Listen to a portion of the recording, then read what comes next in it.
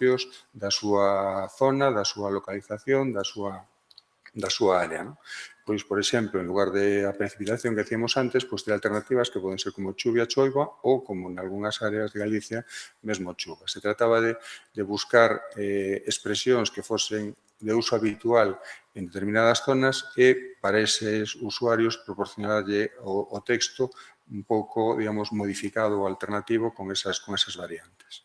Este é o mesmo exemplo de antes, sería o pronóstico de onte para a área de Compostela, pois neste caso é de uso ou de certo uso frecuente nesta zona, pois os ceos nubrados ou anubados, chamarlle que están cargados tamén. Hai unhas alternativas, tamén se utiliza o término vellado, entón hai un traballo importante que nos comentará inmediatamente Xavier sobre como buscar alternativas xeolocalizadas que de alguna forma cheguen o texto ao usuario. Desta forma se trata de buscar un pouco máis de cercanía entre a persoa que consume o texto e o vocabulario que se usa nese texto.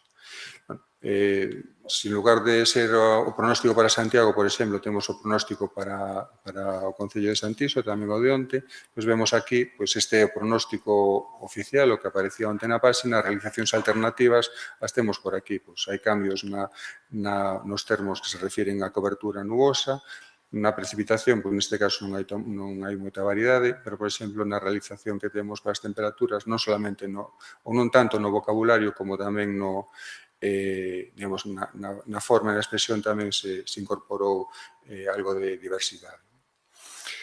Este foi o proxecto Metodial, digamos que permite que desta maneira, en función da localización da persoa ou do interés ou da preferencia, pois se utilicen na predicción meteorolóxica términos que sexan un pouco máis próximos. Pois no caso das nubosos, ti o sabes mellor, non? Pero a cantidade de alternativas que hai para cada zona de Galicia é tremendamente importante. Pois, por exemplo, na zona de Salvaterra pois usan o término encaracolado, en Xinzo aconchado, entón, en función, digamos, da selección que se faga, aparece algún deses términos que lle dá un poquinho máis de proximidade ao usuario. Esencialmente, digamos, este é o que, como se fixo isto, como é a tecnoloxía de buscar estas reaccións alternativas, foi o traballo que fixo o grupo tal de Xavier, el nos conta inmediatamente como se fixo esa parte. Sí, nos cambiamos aquí mellor.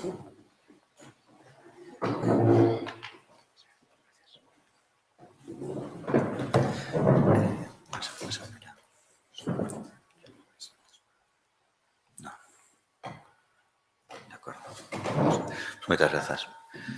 Pois, na colaboración do Grupo de Vigo nos microproxectos que vos acaba de contar Alberto, esta colaboración tivo lugar en dúas fases. En primeiro lugar,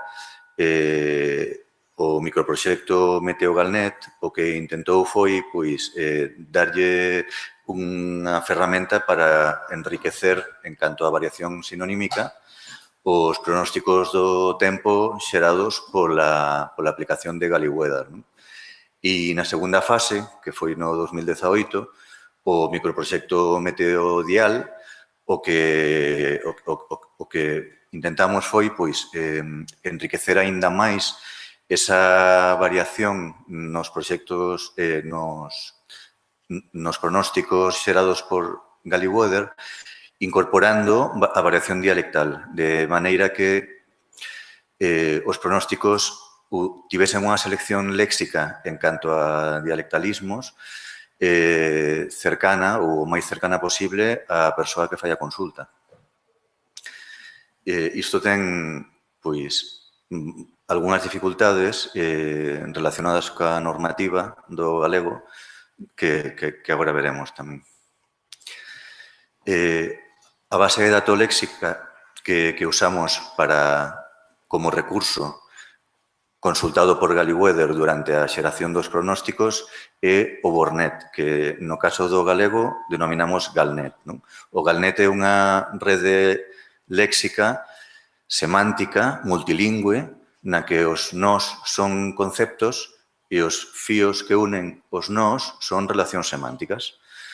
A rede léxica original contén ao redor de 120.000 conceptos distintos, dos que uns 45.000 xa teñen a realización léxica en galego disponible. Cada concepto pode ser realizado en galego de unha ou de varias maneiras, de xeito que estes 45.000 conceptos nos que hai realización léxica en galego conteñen unhas 70.000 palabras.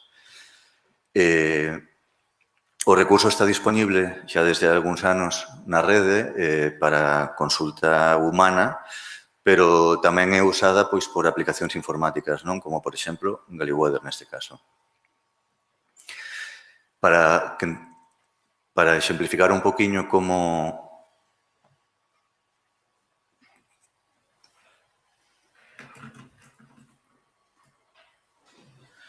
se manexan as relacións semánticas en WordNet, en Galnet. Este sería o concepto para dedo. Se observamos unha entrada multiléxica, dedo en galego está arriba e logo tedes a súa traducción, neste caso, o catalán, o español, o inglés, o alemán, o francés e o chinés simplificado. Na parte de abaixo da ficha, pois podemos ver as palabras que están relacionadas con dedo por distintas relacións. Por exemplo, típicamente pola relación de hiponimia.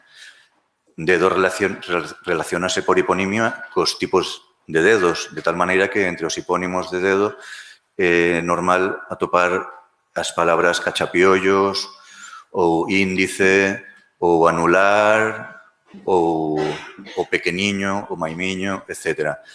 As relacións semánticas podemos velas así, en forma de lista, facendo clic no enlace accederíamos á información léxica relacionada con cada unha destas palabras, con cada un destes conceptos, e tamén podemos vela un poquinho máis visualmente, en forma de árbore, onde podemos ver agrupadas as distintas variantes léxicas de cada concepto, pois nos 5 conceptos que son hipónimos de dedo. Pois, por exemplo, para o dedo maimiño, pois temos as variantes de diño, belleco, pequeniño, etc. Se nos sustantivos a relación máis típica é a taxonómica, hiperonimia, hiponimia, noutras categorías de palabras,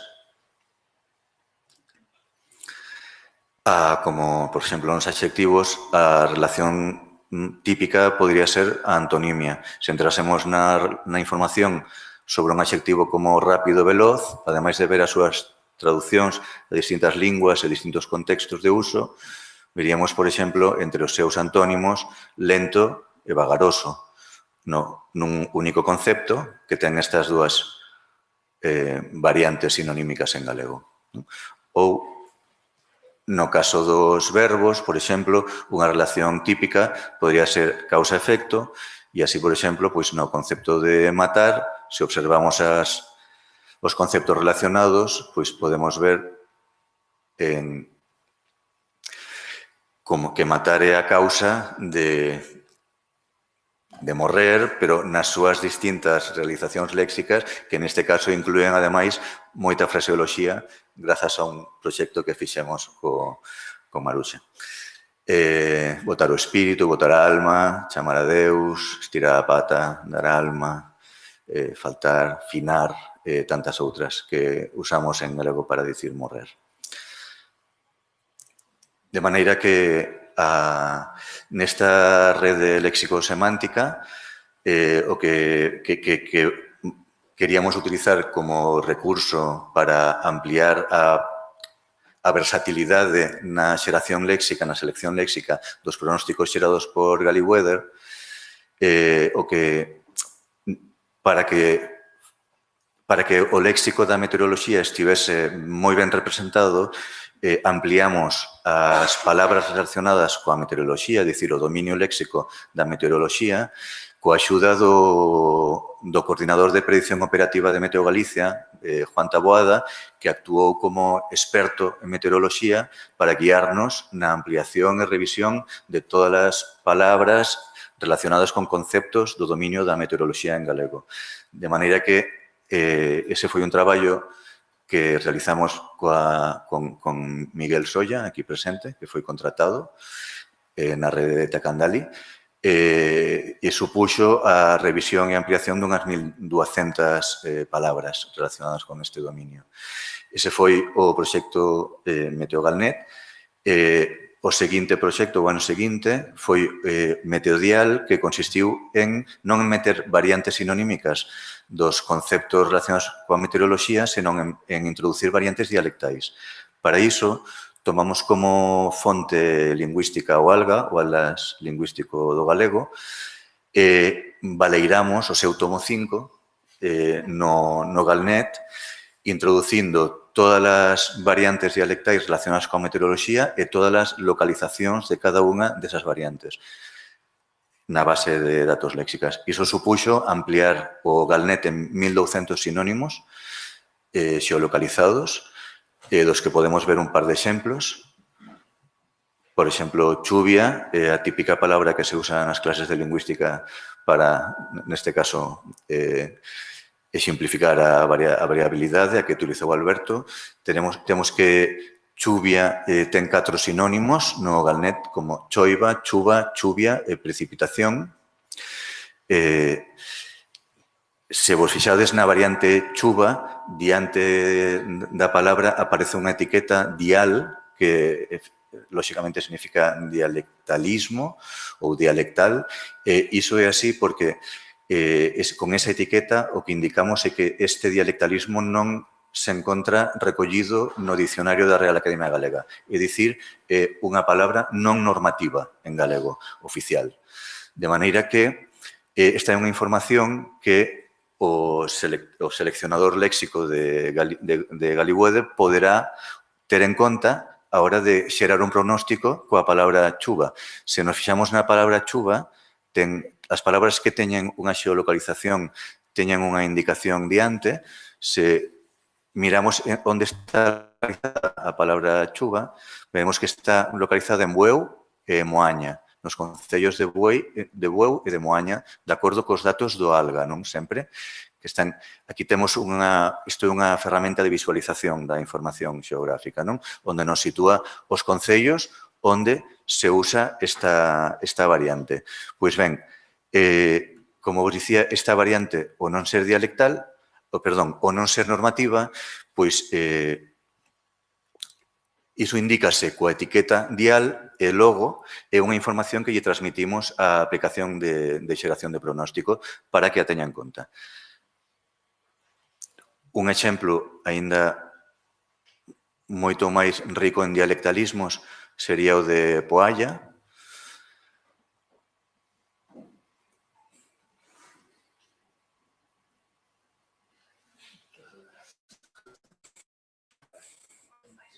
Custei un poquinho máis. Como vedes, ten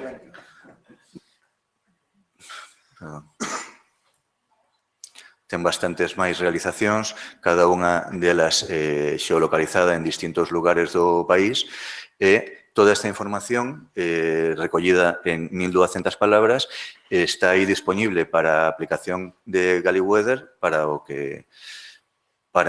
ser usada na xeración léxica. Como? Pois a través dunha API. A aplicación a través dunha pequena axuda informática, unha interfaz de aplicación, unha API, consulta os sinónimos e as variantes dialectais mediante unha orde deste estilo, envía unha orde deste estilo, chama a Meteodial e lle di cal é o concepto do que quere información. Neste caso é un concepto nominal, que é o concepto de chuvia, e o que recibe é uns datos no formato JSON, onde lle pon as variantes choiva, chuvia, precipitación e, ademais, lle pon os números dos concellos onde se usa esa variante. Cada concello ten un número e a lista de números asociada a unha variante dialectal indica os lugares nos que no ALGA foi recollida esa variante dialectal. Se, neste caso, a API, de maneira estándar, non devolve nunca as variantes dialectais non normativas, que en principio non van ser utilizadas na xeración de pronósticos por Meteo Galicia. De tal maneira que se as queren usar para algunha aplicación ou porque a decisión finalmente é usar dialectalismo mesmo non sendo normativos ou non estando recollidos no Dicionario Real Academia, engadíndolle este parámetro API, ademais poden recoller, poden consultar tamén as variantes non normativas, neste caso chuva, como comentou no exemplo antes Alberto. Ese é o traballo que fixemos en colaboración nestes 2 microproxectos para a rede. Non sei se... Creo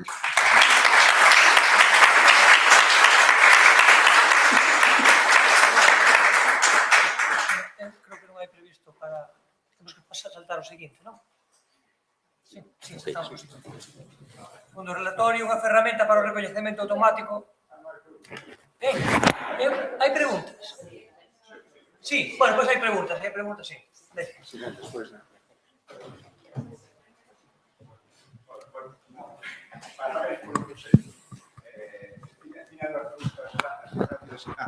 Nada, que parabéns polo proxecto, moi interesante.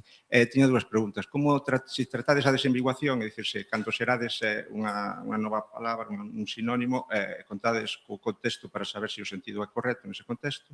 E a segunda é polo o tema dos rexistros, porque, bueno, utilizades o tema dos dialectalismos, que se supón que son rexistros máis coloquiais, pero tamén anotades o se é formal, coloquial, para así poder xerar texto máis formal. A desambiguación... A desambiguación, polo momento, non. O que facemos é reducir na versión actual, o que facemos e de todas as posibles diferentes alternativas dun término, escoller únicamente as que teñen sentido no contexto, porque o contexto está perfectamente delimitado. Son os pronósticos operativos dos concellos, non hai demasiada variación aí. Entón, faise xa unha preselección dos termos que son apropiados para ese uso. Pero, efectivamente, nunha aplicación de corte máis xeral, sí que habría que ter en conta eso, porque se non escolles o contexto adecuado é a forma máis fácil de arruinar a aplicación completamente. Pero, neste caso, o contexto está moi ben delimitado. En canto aos rexistros, non se devolven mediante a API de Galiweather os usos coloquiais. Evidentemente. Sí, Miguel. Que se entendimos ben a pregunta, o léxico si se desambigou semanticamente. Fixemos foi desde Galicia. Desde Galiweather proporcionáronos un texto con moitísima variabilidade de pronósticos, un corpus histórico de textos xerados por Galiweather. Entón, todos eses textos, confeccionamos un corpus e todo o léxico desambiguouse. Pero desambiguouse humanamente. De dizer, sabemos que a desambiguación automática está lonxe aínda da perfección bastante,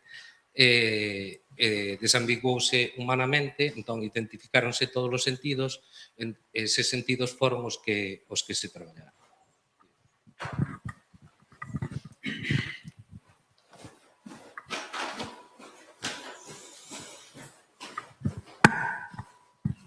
Gracias a Xavier e Alberto por a presentación.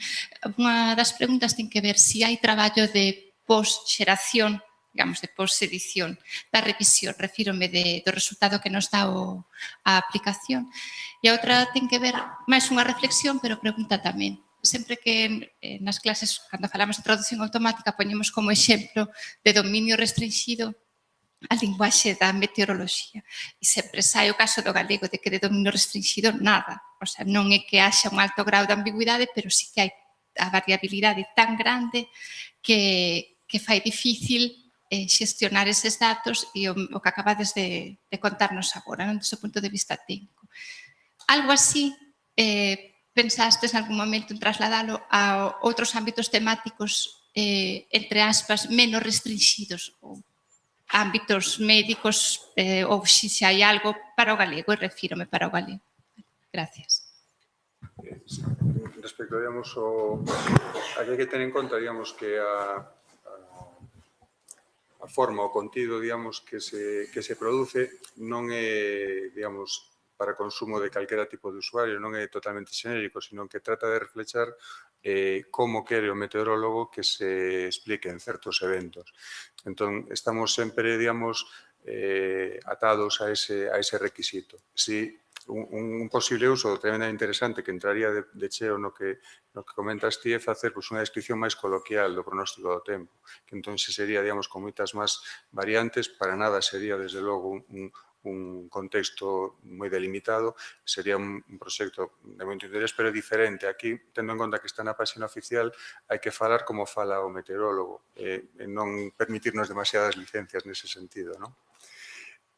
Noutros ámbitos, no noso caso especificamente do galego non aínda, pero sí temos traballado no ámbito da saúde, da actividade física, en supervisión de procesos ou de servicios informáticos, é dicir, hai moitísimos sistemas de xeración de linguaxe natural aplicados a dominios. No caso da supervisión de procesos, servicios, no ámbito da saúde, especificamente que temos traballado, tamén no ámbito da meteoroloxía en diferentes facetas, pero sí, digamos, que se está traballando moitísimo nese ambiente. Especificamente, digamos, co detalle que temos neste proxecto para o idioma galego non aínda.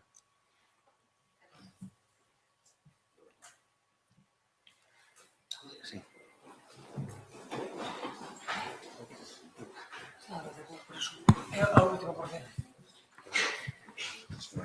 Bueno, moitas gracias de novo pola presentación.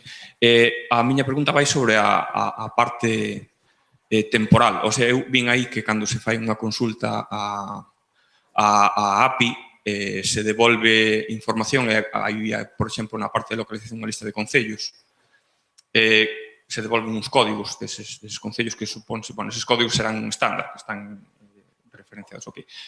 O tema é, nunha API como esta, si tería sentido xestionar a parte temporal, tanto na evolución da lingua, como tamén nesa evolución xeográfica que poden ter. Por exemplo, os concellos, sabemos que fai pouco se viñeron unindo algúns, entón poden ir cambiando, e se iso pode ter sentido en algún momento reflexalo nunha ferramenta como esta.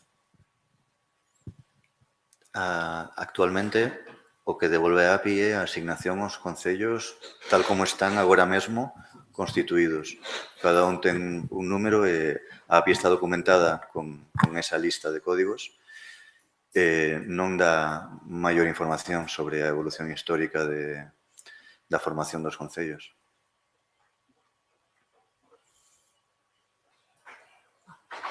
Ben, pasamos logo, porque senón vamos pegando.